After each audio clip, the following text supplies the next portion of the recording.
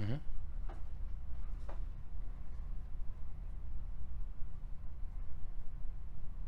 We're talking about epic geeky movie soundtracks up next on Geek Out SA. Do not attempt to adjust your YouTube video. We control the stream.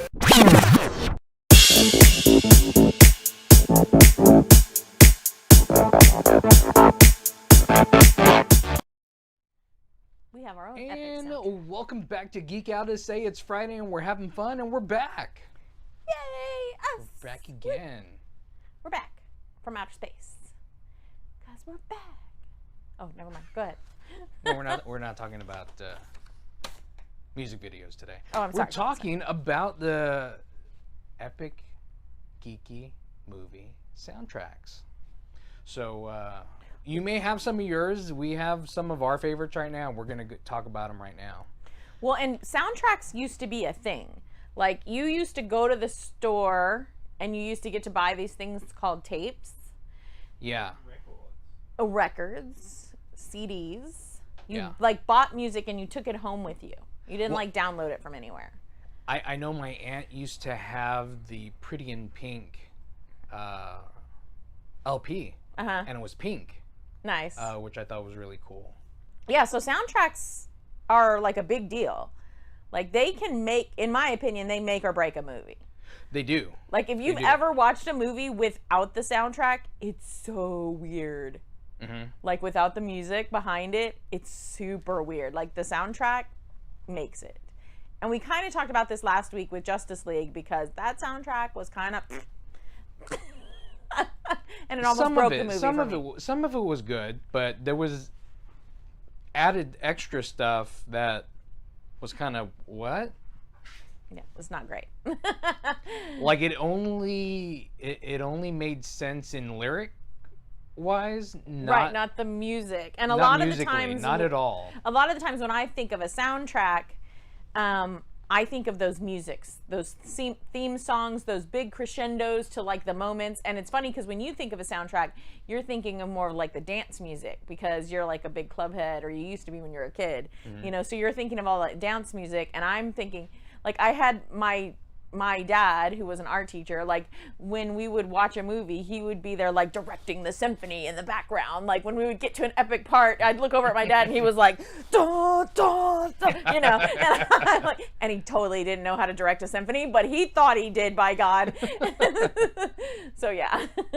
So one of the ones most iconic of more recent times, I would probably say Harry Potter.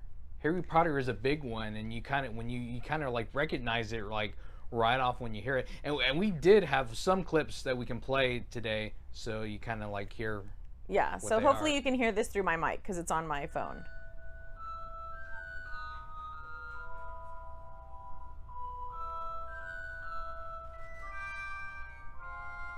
And I didn't want to go too much because I didn't want us to get in trouble. Yeah. But I think it's distorted enough. We'll be fine. yeah. These are all going to be off my phone because we didn't want to get in trouble. But we wanted to kind of remind you what some of these were if you hadn't seen them in a while. Or heard them in a while. I don't know. Sometimes people see. There are people who can Sound. actually see music as like shapes and stuff, which is a thing. But anyway. Is that before or after the magic mushrooms? It's during. But for me, like, that's one of the things about Harry Potter is that music, like, it's almost like stage direction. It brings you into a magical world when you hear it. Right, it brings you into the magical world, and it gives you those like feelings of angst when you should have them, and it gives you the feelings of excitement when you should have them. So to me, that Harry Potter music, the best way I can think of it is like stage direction, right? Right. That music's telling you kind of how you should feel in some of these moments, like you know, being in Hogwarts for the first time, and then playing Quidditch. They all have different sounds, and they all have that kind of tinkly, magical, fairy kind of sound to them in there, and so it all kind of flows together. Yeah. So I really like one of my ELA teacher friends and I, we play, like, there's a 10-hour Harry Potter thing that you can play, and we just play that in the background while the kids are working. and they just like it very kind of chill, and they just do their work with that like playing in the background because it's really kind of Yeah. calming. So yeah, I like the Harry Potter. Vince is like, whatever, but No, they really set the tone. They made those movies very, very good, and the music was a big part of it. So, yeah, I felt like Yeah. that too. Like without some of the music, you wouldn't have had the same. It wouldn't have had the same. So impact. we are live right now. So if you want to talk about some of yours, we may be talking about some of yours here coming pretty soon. But let us know. There's a chat that you can either get to right here or that way, It's down. I don't know where. down. Oops. My When I'm microphone. looking on my computer, it's this way. That way. There you go. No, Colin, yeah. That way. Opposite way to what Vince is pointing. Right. Right. Okay. Well, whatever. So yeah. So Harry Potter was one of mine. So yeah, that's a big one. Another one is Jurassic Park. And so this one kind of, I think, has the same thing going that Harry Potter does. This one has that kind of music that kind of tells you how you should feel in the scenes, right? Yeah. So let me play a little bit, like if you don't remember. You're like, oh, it's so awe-inspiring. It's nature. And it builds up a little bit, right? It builds up, and then it gets more of a crescendo, and the gates are opening, and you're like, Yeah. oh my God, there's dinosaurs! And like, so yeah, for me, that was another movie that used those. And I think a lot of movies do that. Don't get me wrong. A lot of movies, that's the Right. whole purpose of the soundtrack, right? Is to build you up. And when you go back and listen to the soundtrack, at least for me, I can envision different parts of the movie and what's happening based on Through the the soundtrack. music, yeah. Through the music. Through the and music, I know that that was- like this is a time. And sometimes the music is named really funny stuff like you know, when they enter the kitchen or whatever, and it's like name something stupid for the scene or whatever. Yeah. When you get the soundtrack and you have like the popular songs, but then you have the songs that are like this that are just the musicality songs, and they're named something like really lame on the soundtrack, and you're like, oh well, I guess I know what I'm doing. So yeah, that was one of the things I always liked about soundtracks too, is you Yeah. could be like, oh, that's good music. That's like dancing music. Okay. Oh, that's oh, okay. Yeah, maybe. Oh, wait. I kind of liked that sing. Oh, wait. Da, da, you know. So, yeah, that's me. Yeah, and also because we were talking about before about you were talking about Jaws, and Jaws does a lot of that stuff. Even though it's not like a geeky movie, Jaws does, you know, gives you the emotion within the scene. I think a lot Very of well. horror movies do that, so we may have to visit that sometime in May the have future. to visit that later, yeah. Because a lot of definitely. horror are cult classics, and I think a lot of that horror genre music is very cult classic. Well, talking about a cult classic, Blade Runner is next for our sci-fi geeky movie, which has some. It very sets you in the tone of sci-fi. Right. the Blade future, Runner has yeah. like a very like futuristic kind of vibe to it. I have a little clip of that too.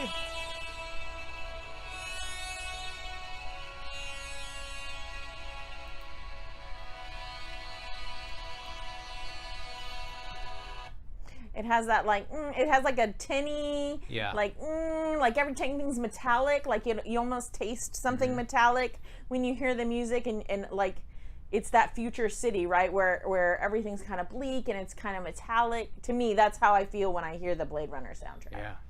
Yeah. Steve says Pirates of the Caribbean has an amazing soundtrack. It does, yeah. That didn't make our list. No, that's not didn't on make our our list. list, It's not but on it our does have a list. good soundtrack. It does have a good soundtrack. Yeah.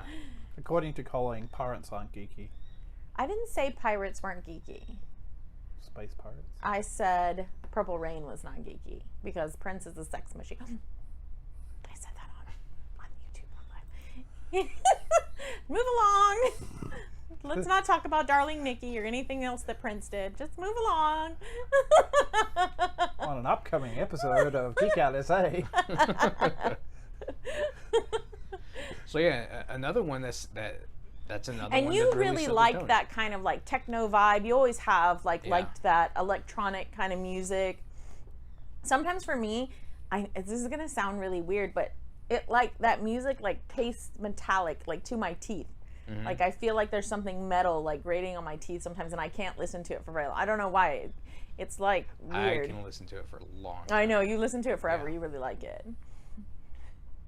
So, okay, but and I'm wearing the shirt to Superman is the next one that I want to talk about because that's like the iconic. When you hear that theme, Like it gives you chills, right? yeah, Like I'm just gonna play it. He's gonna shudder. Watch.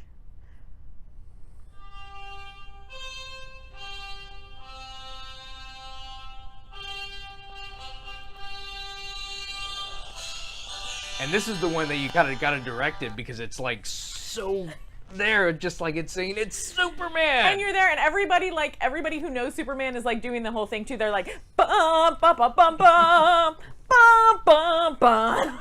Like, like people will meet you and they will sing that. Like it's Yeah. so iconic. But it does. It gives you like the feels. It gives you the chill because that song, I guess to us, because we grew up with like Christopher Reeve, and for us that was like a big part of it. Yeah. Was like that theme song specifically like lets you know that the hero's coming, right? That he's gonna do something epic and like save the day, right? So I think that song has a lot of meaning behind it because we associate it with Yeah, it has a lot of meaning for me, just because that was kind of my intro into the geek world. right. And I saw the movie before I ever saw anything like comics or anything about Superman. I saw the movie, and when I saw that, I was like, I was super crazy after that. I have my capes. I still have my cape back from when I was a kid, real tiny tattered one. But yeah, it really makes me feel inside whenever I hear it. And we've seen a ton of Superman stuff, and they use variations of this throughout the Superman stuff. But I don't think I will ever be able to hear this without Christopher Reeve coming to my mind. Like for me, automatically, he's my Superman, and yeah. I can see him as soon as this comes. And I love Henry Cavill as Superman, and I've loved some of the kids that they've used on like TV shows and stuff to be Superman. But that, and I guess just because it's from those movies, but they use it in other Superman things. They use that because that's the Superman theme. They kind Yeah. of like change it up a little bit. This is definitely from the Christopher Reeve movies. So they change it up to give us like a new twist-ish on Superman, or they like Yeah. use a lower tone or whatever. But I don't know, for me, like Christopher Reeve is Superman. And that song just, and it kind of makes me sad too, I think, because I liked him so much. Not only in Superman, but he did several other things that I really liked him in. And he just kind of had a tragic life, you know, at the Yeah. end there and everything. So I think that song kind of gives me sadness too, in a way, because of the actor that I associate with it. Yeah. And because Superman had a lot of trials in the movie, you know, and went through so many things of trying to find himself and grow up and become who he was. So that song for me has a lot of meaning behind it. It's just a very short, I mean, it's longer than what I played for you, obviously, Yeah. but just has a lot of meaning behind it. But not just that, but even the stuff like when he's flying with Lois, and the music that's playing with that, and it again, it sets the tone. Like that's the big theme of all of these. They set the tone for everything in the movie. All the music in that Superman movie is kind of like soft, right? Kind of like soft and gentle. It's like, I don't know how to explain it. It's like heroic, but like softly heroic, like a blanket, right? Like you're gonna be protected. Like I don't know how else to explain it, but that's kind of how like all the vibes are for the music in that movie. So yeah, totally. Next up, we get into we get some Queen action here with the Highlander. So Highlander, it came out at a time where I was big into sword. They were doing a lot of like sword and sorcery stuff during that time, but where Highlander was different, it was sword and kind of sci-fi, sort of. Kind of, yeah. So In the later movies, it is sci-fi. and this is, and I think, and maybe not, not necessarily with this movie in particular, but there was a time frame where they started to move from just these musical soundtracks, right, to where it was setting the tone, and then we moved to like these companies were looking for bigger name celebrities, bigger name musicians to write music for their like epic movie, right? So you would at least get on your soundtrack at least one song from somebody that you knew like off the radio or whatever. But this had like three. This different... had several. Yeah, Yeah. this one had several.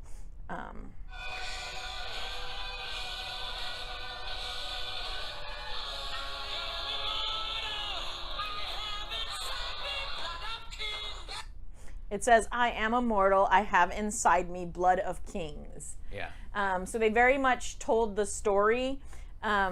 And there was a time where bands like King, and there was this really creepy dude called King Diamond, but different,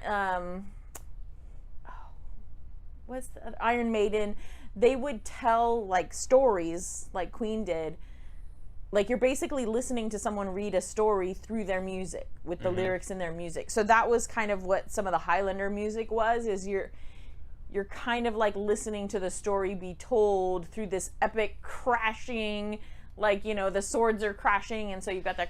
But even like in the movie, when his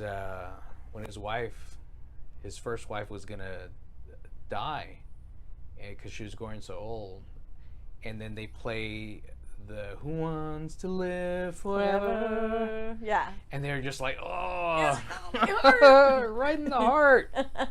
Yeah, so in those songs, they're like really spelling it out for you, So we do kind of go through this kind of era where some of the songs in the movies, they're like really spelling it out for you, right? Yeah. They're like really hitting you in the face with the music, like, this is what we're talking about. This is what we're talking about. Like before you could kind of, inference the feelings. Now it's like, look, this is what you're feeling. Okay? This is in your face. You feel this right now. It's a sad part. Be sad. Do it now. So what's next? Next is we get into like techno, and we get into Mortal Kombat. You could have done a Christopher Lambert link right there. There is a Christopher Lambert link, yeah, in that as well, because he was Raiden. He was Raiden. And I have had to listen to this music more often than I would have liked to tell you.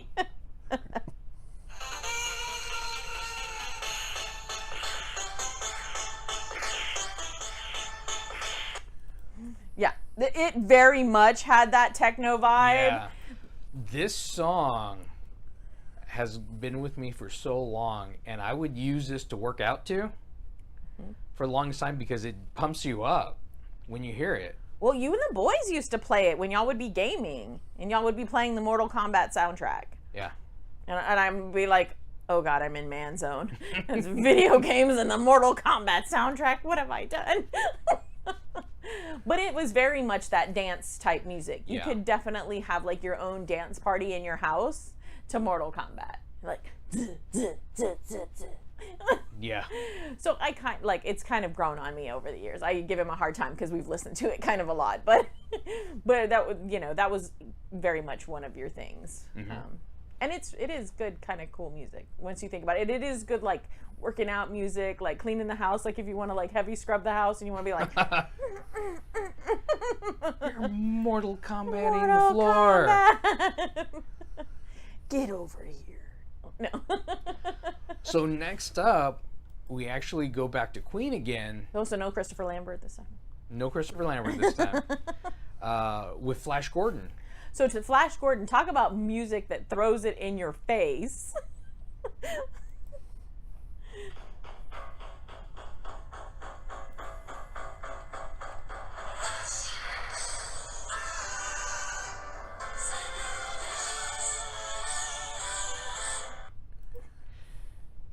Now, if they could just keep doing soundtracks, that would be amazing. Well, now that they have Adam Lambert, we did a Chris Lambert to Adam Lambert segue. Now that Queen has Adam Lambert, they could totally do more soundtracks. They do some really good, like, epic, like, and if you've watched their movie about them, Bohemian Rhapsody, it's a really good soundtrack because it's all Queen music. But you see that they enjoy that, like, operatic, that very cinematic type of music. So yeah, I mean, them writing soundtracks, hello, kind of makes sense. They're kind of good at it. So we'll take more. Their songs, I would love to do some research. I didn't do research on this, but it just kind of popped in my head. I would love to do research on like what band's music has been used the most in any musics, and I would bet it's somewhere, Queen is somewhere close to being at the top. Because right now according to Wikipedia, this one is the highest budget film to use a score primarily composed by a rock band. By a rock band. Yeah, and it was good. Yeah. Like, it was better, or not that it was better than the movie. The movie's like a cheesy kind of fun. But they use a lot of movie, Queen's music, and even today, in movies and even commercials. Yeah. And then some things that you didn't even realize that were Queen. They were like, what? That's You're Queen? like, oh, that's Queen? Yeah. So I would wonder if their music is like, has been used the most out of any bands for any wouldn't movie. be surprised. Like, you know, if you looked across movies and said this band, because there's several bands that have been in several movies, but like, I bet Queen is at least up there if they're not number one. Yeah. I'd probably say the Beatles are probably number one because they've had 2 movies put out. Oh, maybe. But like most movies. I'm going to Google it. You Google it. So our producer's going to try to Google it for me while we go. All right. So Flash Gordon, definitely, again, it's music that by Queen. It's telling you the story. It's kind of in your face. But that movie definitely benefited from that music. Like that was definitely like an A+. Because that movie's like funny, kind of cheesy B movie, and then you have this like epic, music and stuff. So it's kind of like, it's cool. And we're going for like the best for the last, so we're going from least to best right now. In Vince's So, go ahead. So for this next one, we're going back in time to Back to the Future. Okay, so I have 2 for Back to the Future because I am a child of the 80s, so we cannot leave out Huey Lewis, but also there is Back to the Future music that is totally Back to the Future music. So I got to play 2 for you, okay? So first is this.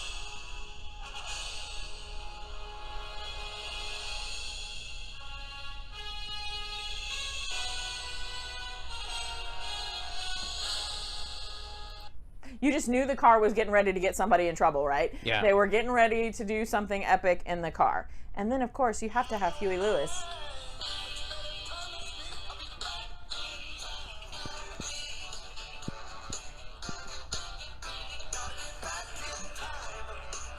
Yes. Yes! And like then I was big into Huey Lewis. Me too. Big time. Big time. I totally love Huey Lewis. So I was glad when I saw your list, and I was like, yes, yes. We're on the same wavelength. Yeah, and so again, that was one of those soundtracks where it had like music from somebody that you had heard on the radio and somebody that you were familiar with, and then for a while they played those songs on the radio, so you would get to hear them again, and you would become like more familiar with those bands, and then you'd be like, oh man, I like their sound, let me go check out their other stuff or whatever.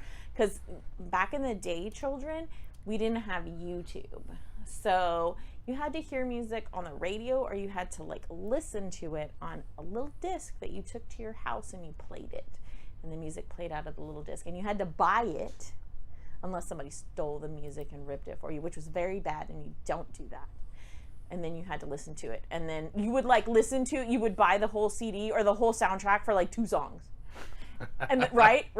Yeah. There would be like 2 songs on the soundtrack that would be like musicians that you knew, and then like maybe one theme song or something that you really liked, and then the rest was just the filler music through the rest of the movie. But that's not all of the soundtracks. There was a few movies that had excellent the whole thing. Yeah. And we'll talk about that because But like a lot of that the time, one's coming up. But a lot of the time, you would buy those soundtracks because you would think, Yeah. man, it's epic, right? And you'd be all hype after the movie and be like, that's the best music I ever heard, right? And then you'd go by and you'd be like, oh, I only like 3 songs and I paid $20.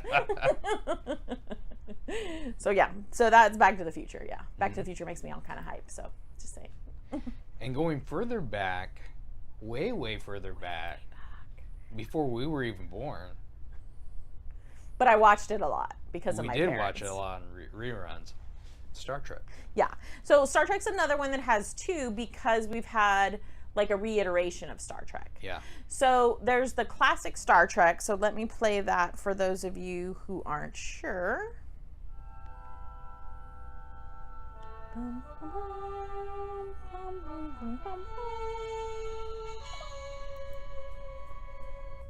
And you knew the Enterprise was getting ready to voyage. Yeah.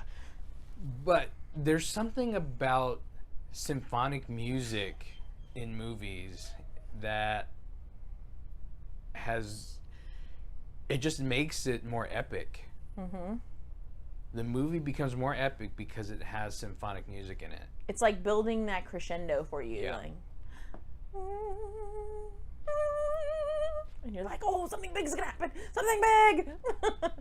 And then, of course, in the newer movies, they wanted to go like in a rowdy direction. So Yeah. then you have some rowdy music. And so they're like spelling it out for you.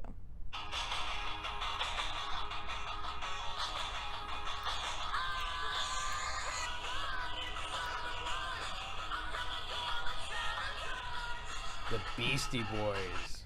Because, I mean, who doesn't Sabotage, love yeah. the Beastie Boys, right? Yeah. And that song was out way before that music. That music was out way before that movie, right? Way before Way that. before yeah. that movie. Like, way before. But I'm sure whoever was making the movie was like, oh, this And most says... people don't remember it. The song Sabotage was playing in the first reboot of it, in the first movie, where the kid's driving We the see car. it when Kirk is being like a little kind Yeah. of... Yeah. And so, yeah, that's the epic, like I'm a BA kind of music, like I'm being a rebel kind of music, right? So yeah, and then that kind of tone follows that character. So then we get a character trait from a character based on some music. Like we see him, but that music sticks with you like, And they use it again. yeah. And it's like, Yeah. oh, that music tells me that he's kind of a rebel, right? Mhm. That beat, the way that music feels within you, that's rebel kind of music. That's like, I'm kind of a jerk. I'm going to kind of beat to my own drum and I'm going to do something dangerous, right? Yeah. That's what that music tells you. And so even without watching the character do all the things he had to, again, they're using music as stage direction almost. Right. And to give us some underlying information about the characters, Mhm. right? So I love that music does that for us. Like, Yes. I've said it once before in the show. I'm going to say it one more time. If you've never watched a movie or like part of a movie with no soundtrack, just go watch some of it because it's the odd. You will totally appreciate music like so much more if you hear it without. Yeah, definitely. Like, I think I saw something, it was they mostly do this in horror movies because they really set the tone in horror movies, and we'll talk about that later, but they set like a horror scene to like the Benny Hill theme, and it changes it how completely, you see right? it, and it makes it funny, Right. and you're just like, and how that music just like affects you with what you're seeing, and it makes all the difference. Yeah. If you pick out the wrong song, you'll tell. You can tell. You can tell, yeah. It's kind of important. It's a thing. That's a good example. I forgot that example. That's a good example. Yeah. You don't want to know who has the top spots. No, we want to know. We want to know who. Yeah. Oh, the Beatles are up there, Uh-huh. and so's Moby. Really? Yeah, Moby's got over 150 credits. Really? Interesting. Beatles have over 170. McCartney's got 500. Wow. Rolling Stones has a lot too. Really?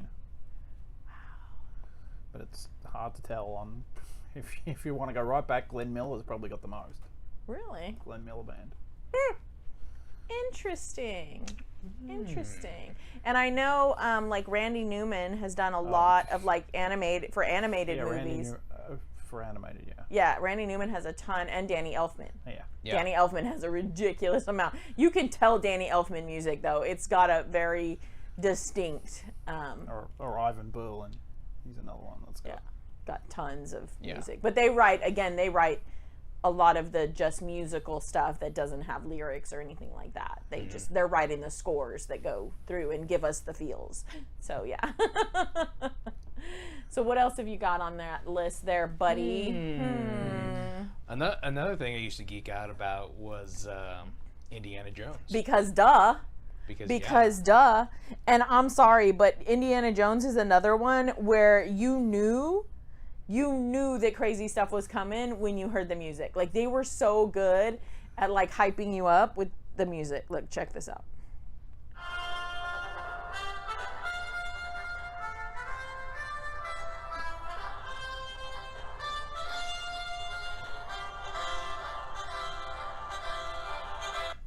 And I like it because in the background it's like, like it's getting faster and it's like more frantic. And oh God, Indy's gonna make bad choices. Okay, here we go.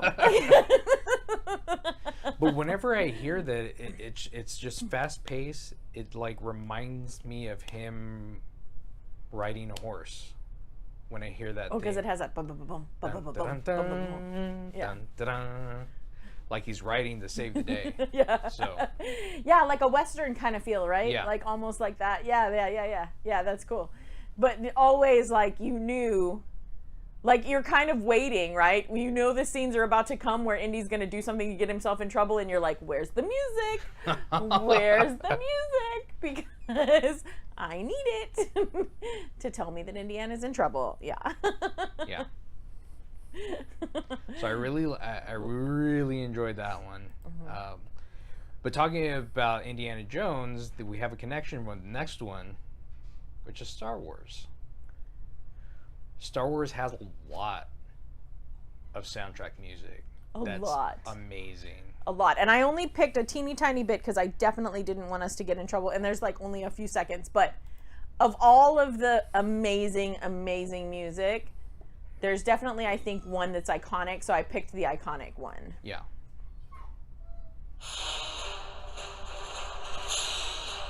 And I only did like a tiny bit so that we couldn't get in trouble. So the Imperial March. Imperial March. I mean, obviously that the is Imperial like- March. Yeah. when Like you people hear have that, used it it's in like, their wow. weddings, they've used it in their graduation ceremonies. Like the Imperial March is the epic one. Like you knew that Darth Vader was getting ready to go kill somebody, right? It was like, oh, okay, this is not going to be good. I should be intimidated now. But things have changed so much since the day because they don't do symphonic soundtracks like they used to anymore. Not the way they used to. Not like this. Not like this. Not like To Star where Wars. each of the And not characters- like Indiana Jones too. That was the same. And in Star Wars, it was like each of the characters kind of had their own musicality within the soundtrack, right? So it was like you could tell when it was Leia, you could tell when it was Ben, you could Star tell Wars, yeah. when it was Darth Vader, because there was a musicality behind them, Yeah. behind their scenes, that kind of let you know that those scenes kind of belong to them in a way. That's the only way I can think to describe it. That's how it was in my head anyway. Right. There was like a musicality to each of the characters, so that you had like this flow, this musical flow in the background of like what all was happening, right? I mean, you had the crescendos for the highs and stuff, and you had the quiet music for the lows, but there was definitely something about all of the Star Wars. Star Wars, yeah. Sorry. Star Wars soundtracks, that music that definitely led to the feelings of the movie. That just, set the tone for what was happening. And I like that because it didn't have to be any like high name musician. It didn't have to be like a song that I needed to hear on the radio with like words that I could dance to. It's just something that made me feel those characters in the movie, if that makes sense, right? So that's what I love so much about the Star Wars soundtrack. And it was all symphonic throughout the entire thing, and it was just amazing.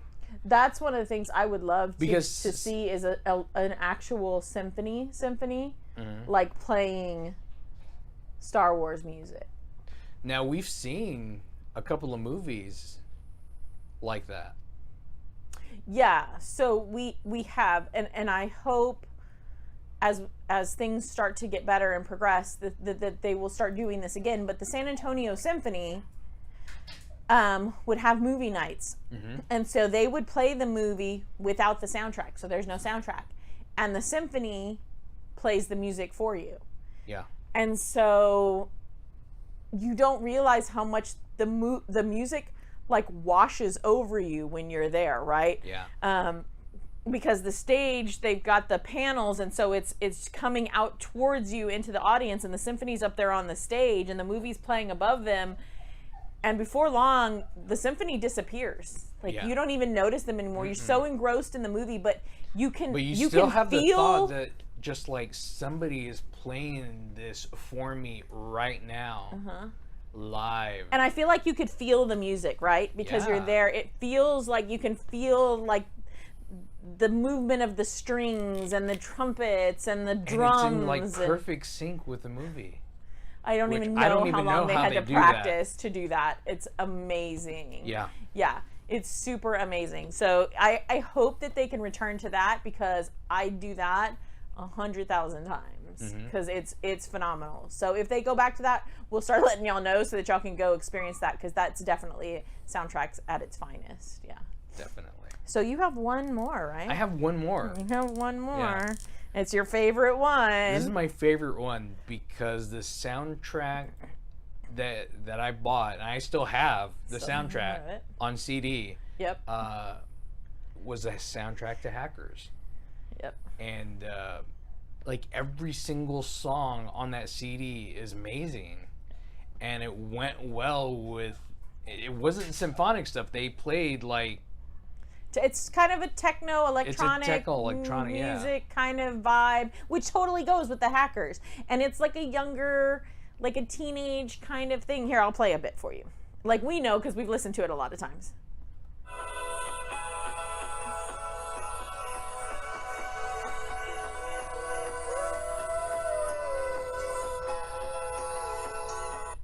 Doesn't this song make you want to like go float in a swimming pool, like on top of a building? it's a really cool song. Funny that you picked that song because that is the same song that they play in Mortal Kombat at the end. But it has a very different tone. Like, It has a tone of hope. yeah. Yeah. But in With that. Hackers, it's more of like a, like we're kind of cool, like chill, Mm-hmm. like so it's the same song, but it has a slightly different tone in the two different movies. Yeah. Like even though it's used in a different way. So, because I mean, it's the exact same song. it's the same but song, but you get a different feeling. You get a different vibe off of it. Yeah, you get a different vibe Because from of it. what you've seen and the music that you've seen. Like led with Yeah, it. that Yeah, led yeah, yeah. with it. Right, because Mortal Kombat, their music is so like jarring and everything that when you get to that song at the end, it gives you that hope, right? Yeah. But then in Hackers, it's just like that, like we're cool teenagers, like we've got the vibe, right? I don't know. I get this vibe from that music when I'm in Hackers. I'm like, It really like music can really mellow you out when you're like listening to it, and that's one of the songs that kind of like when I listen to it, it's just like kind of like Enya and stuff like that. yeah, You're just like it just like super soothes mellow. you. Yeah, yeah. Which I love that song. I need to get back to that and start playing more music because it really like especially like during this time where you don't get to go out or you stress out about stuff, and I don't think to listen to music anymore, and I think that's something that I want to go back I to. think you should definitely get back to that because I use that strategy in the classroom a lot. Like when I feel like the kids are stressed out, You know, sometimes we'll play, like I told you, my friend and I will play like some kind of soundtrack or something, or Disney music, because the kids can relate to Disney music, or sometimes I torture them with the 80s, you know. So, but definitely music can kind of like give you a vibe, and you can kind of like get into stuff and everything. So Definitely. yeah, I'm glad we picked this topic. I've had a lot of fun with it. Like it's really I grew cool. up with a lot of music, and I know you did too. Your mom and my mom like talk music all the time. Like our moms totally love music and talk it all the time. So we very much grew up in these music households and learned to appreciate it. And I think have an appreciation for soundtracks. So I hope we brought some of that appreciation to you, so that when you go listen to it and you go watch these movies, you go, oh, like that makes sense. I'm like totally vibing with the music and stuff. So yeah. That's really cool. But thanks for checking this out. I really appreciate it. If you haven't clicked on that subscribe button, click on that subscribe button and hit the notification bell so the next time we go live, you know. But thanks for checking us out. I'm Vince. I'm Colleen, and that's Stuart. Geek Out SA. Geek Out